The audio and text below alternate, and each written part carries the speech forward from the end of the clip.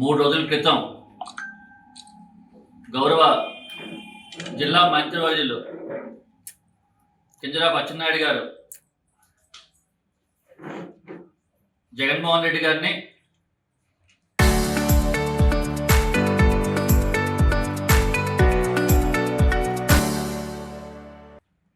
ఉద్దేశించి మాట్లాడిన మాటలు నీచాతి నీచంగా స్వర్గీయ దివంగత ముఖ్యమంత్రి ఆంధ్రప్రదేశ్ రాష్ట్ర ప్రజల ఆరాధ్య దైవమైనటువంటి రాజశేఖర రెడ్డి గారి గురించి, ఆయన మరణం గురించి ఆయన మాట్లాడిన మాటలు రెండు తెలుగు రాష్ట్రాల్లోనూ, అదేవిధంగా వైఎస్ఆర్ కాంగ్రెస్ పార్టీ కార్యకర్తలు, నాయకులు అందరూ కూడా తీవ్ర మనోవేదనకు గురై రాజకీయాల్లో ఇటువంటి నీతిమాలిన మాటలు, అసందర్భమైన మాటలు కేవలం ఆంధ్రప్రదేశ్ రాష్ట్రంలో జగన్ అనే వ్యక్తి పలికిన ఒక్క మాటకి ఈ యావత్ ప్రభుత్వం మొత్తం కూడా అల్లాడిపోతుంది. మావిగనని ఒక మాట ఆయన చెప్పేసరికి చంద్రబాబు నాయుడు దగ్గర నుంచి, పవన్ కళ్యాణ్ దగ్గర నుంచి, లోకేష్ దగ్గర నుంచి, మంత్రులందరూ కూడా, ఎమ్మెల్యేలందరూ కూడా వాళ్ళ తోకపత్రికైనటువంటి ఆంధ్రజ్యోతి కానీ ఏ విధంగా దాన్ని డైవర్ట్ చేయాలి, ఏ విధంగా వాళ్ళు పెట్టుకున్నటువంటి ఒక వర్గానికి, ఒక పార్టీకి చెందినటువంటి రాజధాని అయినటువంటి అమరావతి ఆగిపోతుందనే భయంతో వాళ్ళు ఆడుతున్న మాటలు. అందులో భాగంగానే వారం రోజుల క్రితం ఏబిఎన్ రాధాకృష్ణ కానీ, 3 రోజుల క్రితం ఈ మంత్రి అచ్చెన్నాయుడు కానీ మాట్లాడిన మాటలు యావత్తు ఆంధ్రప్రదేశ్ రాష్ట్ర ప్రజలందరూ కూడా ఖండిస్తూ, దాని నిరసనగా నిన్న ఆమదలవలస నియోజకవర్గంలో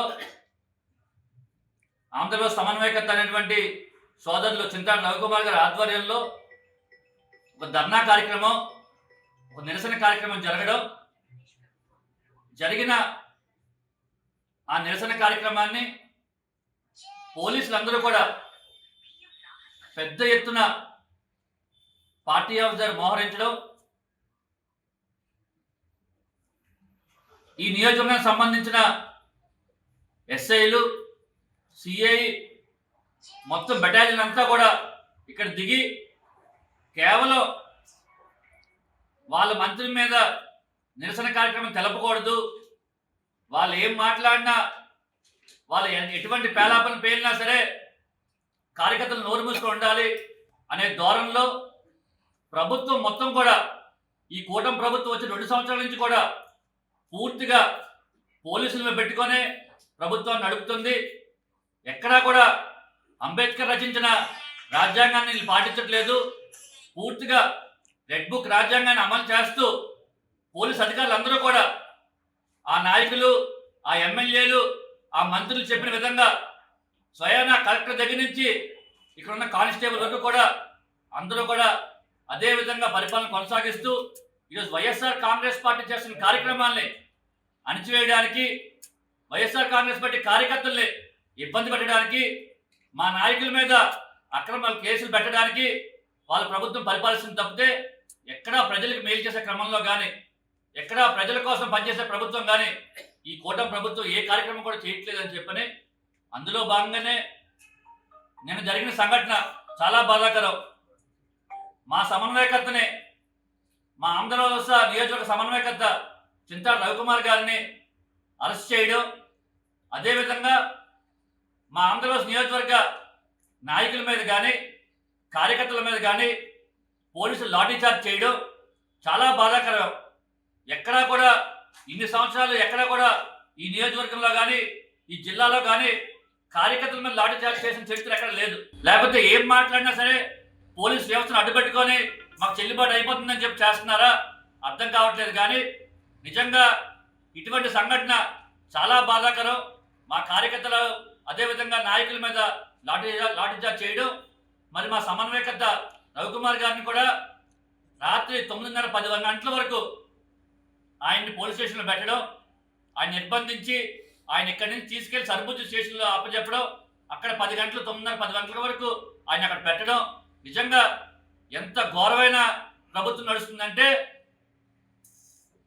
నేరుగా డ్రగ్స్ తీసుకుంటూ దొరికిపోయిన ఎంపీకి గంటలో బెయిల్ వస్తుంది. కానీ ఈరోజు ప్రభుత్వానికి వ్యతిరేకంగా ప్రభుత్వం మాట్లాడుతున్న నీచ మాటలకి స్వయాన మంత్రి స్థానంలో ఉన్న వ్యక్తులే మాట్లాడుతున్న ఘోరమైన మాటలకి మేము ఈరోజు నిరసన తెలిపితే మా కార్యకర్తలందరినీ కూడా ఇబ్బంది పెట్టి మీరు చేస్తున్న కార్యక్రమం ఎక్కడా కూడా సహించేది లేదని చెప్పనే ప్రభుత్వాలు శాశ్వతం కాదు.